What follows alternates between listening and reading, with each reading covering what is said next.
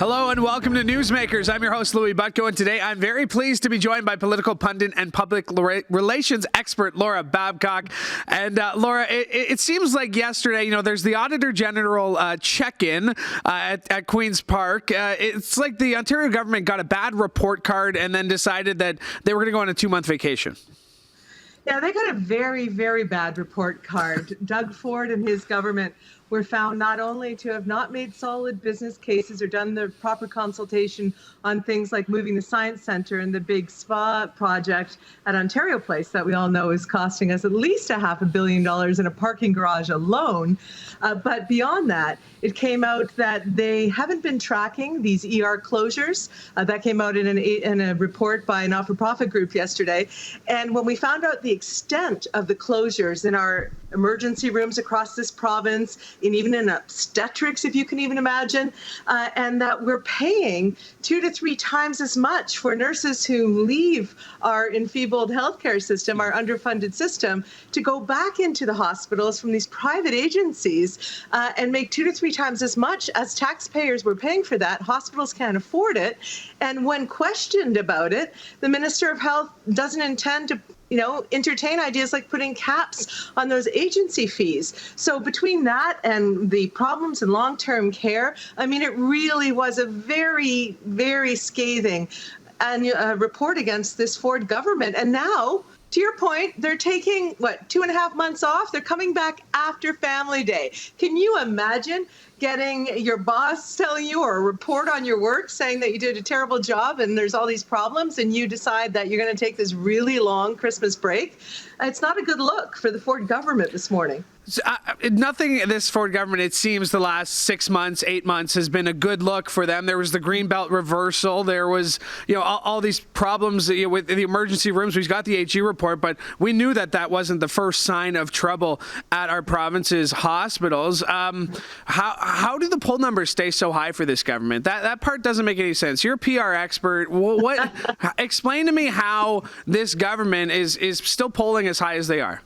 Well, I think there's really 2 reasons. One is charisma.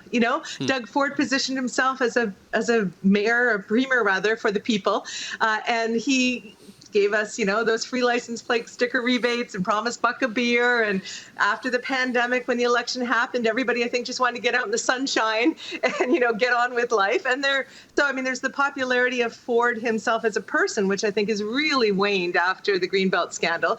But they got a little bump back when he did the big tearful apology, the mea culpa, I'll build back your trust, Ontario. People bought that a couple months ago. So he bumped back up in the polls. But then I think the other factor that people aren't really talking a lot about is that there wasn't a strong alternative to vote for in the last election.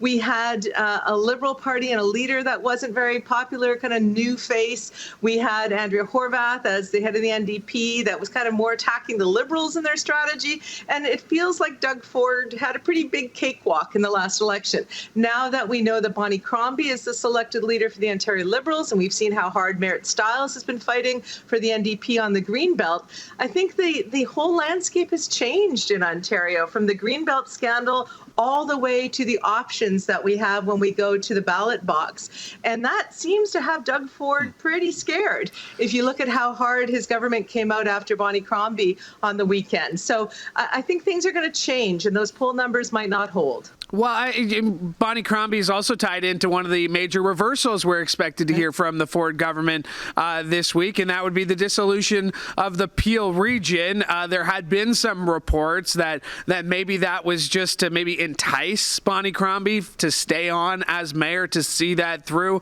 The mayor of Brampton, Patrick Brown, a former Ontario PC leader, he's saying it's going to cost his constituents $1.3 billion. Another flip-flop, but is this so far away from the election? We're going to hear Bonnie Crombie attacks for the next 2 years. Doug Ford remains relatively somewhat popular. How does this play out in the next 2 years, the way you see it? Well, there's a couple of interesting factors there. One of the things that Doug Ford got upset about visibly yesterday was when I believe it was Merritt Stiles brought up, or someone on the NDP, that he in fact broke a deathbed confession to Mayor Hazel McCallion, that he would break up Peel.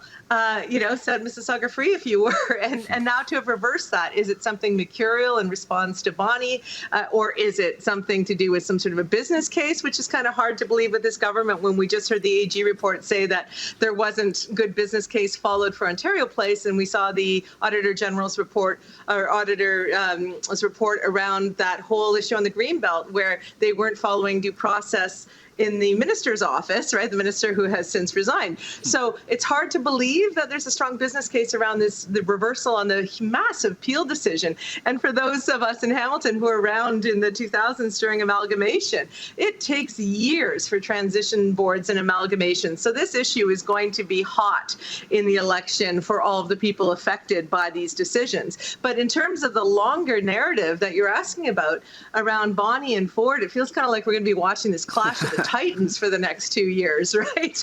But any government really should be able to end this Ford government's majority based on the Greenbelt and the Ontario Science Centre and the Auditor General's reports. And let's not forget, there is an RCMP investigation ongoing on the Ford government. That's major, and we don't know how long that's going to take. But when that comes out, that's not just some auditor, some pencil pusher, if you will, looking at numbers. That's the RCMP, and that's a criminal investigation. And so we'll wait to see what that bears out, if anything.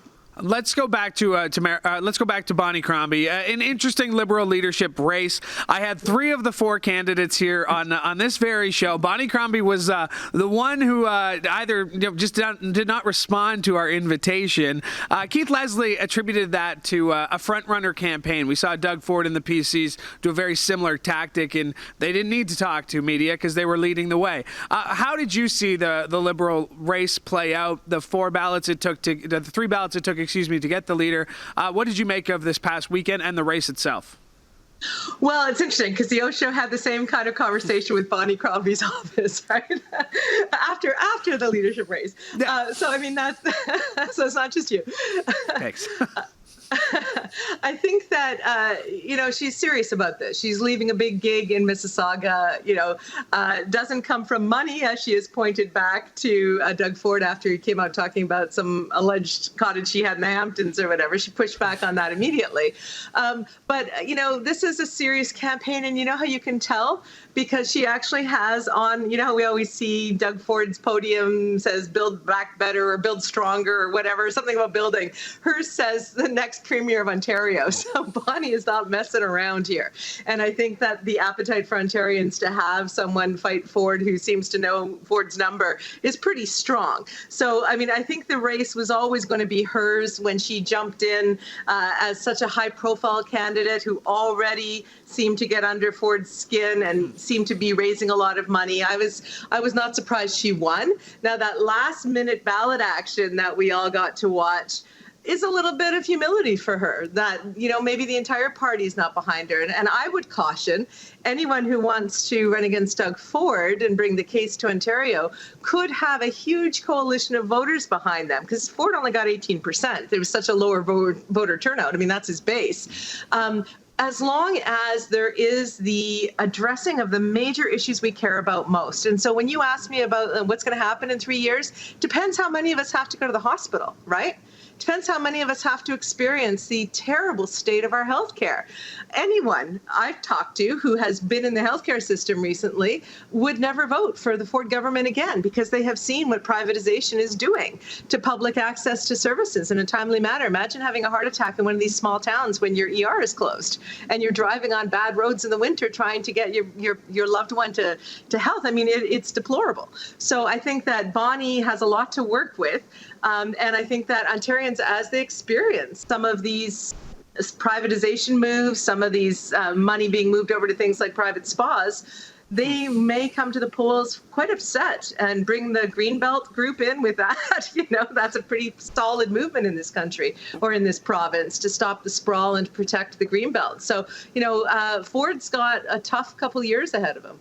We had Joanna Fricadich on the show on Tuesday, of course, the great Hamilton Spectator health reporter. And, she was talking about her series just on overtime, which is the actually are taxpayer dollars, and that's on top of these agency nurses, which are getting 2 to 3 times more for the same roles. We saw that report from CTV today as well, talking about that these agencies are actually recruiting nurses to work at the very same hospitals. So obviously, may I say, and I think it's important for Ontarians to hear this and Hamiltonians, they are recruiting them in parking lots, right? Nurses are going out for their breaks, working these shifts, exhausted, underfunded, understaffed, and they're getting recruited in parking lots. If that's not some sort of a predatory practice, I don't know what is. You know, fund our public healthcare system, get these nurses, do right by them, and they won't be, you know, needing to take these agency jobs, which are only profit for these agencies. I mean, they're selling these nurses back at 3 times for the taxpayer. We're the ones who are paying for it, and hospitals are running out of money. So we need the health minister to step up and put a cap on this practice, which looks like profiteering in a pandemic. And that's not something we should be okay with as people of Ontario. Well, but let's, it's kind of on topic because of all the healthcare systems in Hamilton, all the hospitals in Hamilton. But let's shift gear locally here. Homelessness. You are very outspoken on this, I've noticed online. This is a crisis in our city. How did we get to this point? Well, it's a series of things, right? I mean, you can look all the way back to downloading to municipalities that happened years ago under the Harris government, and you can look at subsequent underinvestment in housing and the failure, I think, at all 3 levels of government, federally, provincially, and locally. Trudeau's government failure to be as robust on housing builds as he needs to be through his national housing strategy, failure of the Ford government to prioritize housing builds, affordable, accessible housing builds. We never needed to build on the Greenbelt. We need to densify. Municipalities had plans, right, to get these houses built. There's been a failure from that government, from the Ford government, to lead on this and to treat it with the urgency it requires. And who's ending up on the streets in Hamilton, right? Who's ending up on the streets across the province? Well, new research has come out to say that it's actually people who are maybe living in poverty but could afford an apartment are now being rent-evicted. And again, Ford government took out the rent controls. I think it's important for people to know that. People are being rent-evicted now, and they are feeling they can't make it, right? Our food banks are, 200-300 times the lineup. You can see people lining up now in Hamilton. It's heartbreaking. We see homeless people living unhoused all over the Hamilton Mountain, which I never used to see before. I saw a young woman who was begging in the middle of live traffic the other day, right? We are failing our youth. So why is it happening? Other levels of government underfunding, lack of urgency, but it's also happening because our own city council cannot seem to have the courage to proceed with its own votes. And I mean this seriously, and I've written op-eds about it in The Spectator. When council finally decided to do the minimum, which many other communities have already done right across this country, to set up at least some tiny shelters to get people out of a life and death situation, something we would do if there was like a big flood or a natural disaster, right? We'd give people shelter. They were going to do that. And then there was some pushback, some NIMBYism. I call it bullying because there was threats against the councillor and the mayor. And then, it was stopped. It was stopped for the sake of safety. I mean, what kind of town are we that we can't get some tiny shelters up for people because of threats to those individuals and to our politicians? I think we all have to examine our hearts this Christmas and realize we need more. We need more. There was just a vote on council yesterday where they wanted to pause some affordable housing on city property to consult residents. So we're going to consult residents on affordable housing now. Nobody has to have something they don't want around them when we're in a desperate housing crisis and we've got 1,600 people who are at risk of dying on our streets. I mean, this council and this mayor have to get serious. They have to get, a backbone on this and get these housing units built before we lose more Hamiltonians. Your quote in your most recent Hamilton Spectator op-ed here is, Hamilton's approach to the homeless crisis is like a football team constantly fumbling the ball, failing to complete a single pass, and last week's move to stop the vacant unit tax was an unforced error if there ever was one. It's clear we don't need a cheerleader mayor. We need a quarterback who can get the ball down the field to a touchdown. Obviously, some criticism there towards Mayor Horvath. I would think that extends to all of council because I get your point. Like we see these units in St. Catharines everywhere. They're just we just can't figure it out. What do you make of that?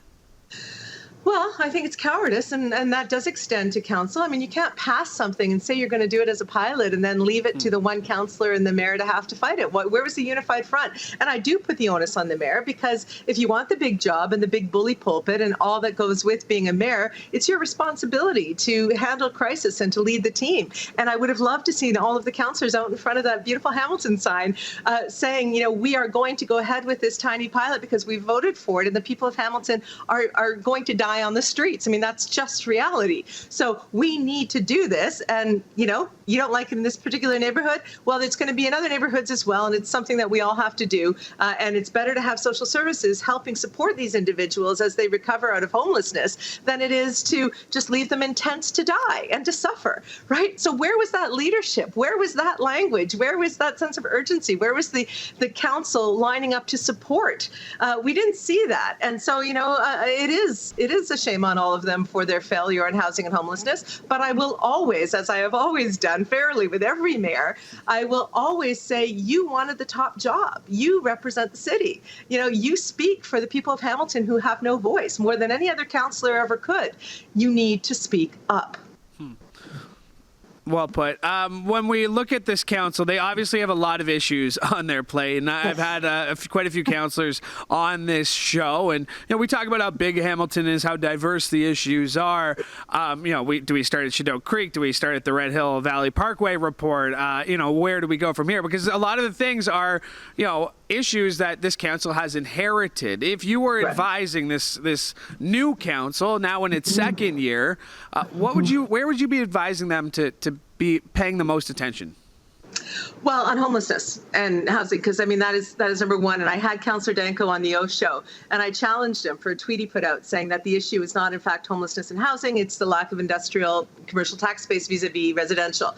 And I had him on my show, and I said, we've always known that has been uneven in Hamilton, and it's a cause for a lot of our budget crisis and our tax increases. But for the people who are dying on the streets, for the people who are about to be rent evicted, for the people who see no hope this holiday season, the biggest issue is their lives. That's job one, the health and safety of the people that they serve as councillors. So that's number one. They need some courage. They need to take some action. They can just watch Mayor Olivia Chow, and how much she's done since June to push for more funding and for more resources for people who are living unhoused in her streets. So, it's absolutely doable. They need to do that job one. They also, and I'm going to have Councillor Crutch on the show tomorrow, have to talk about LRT.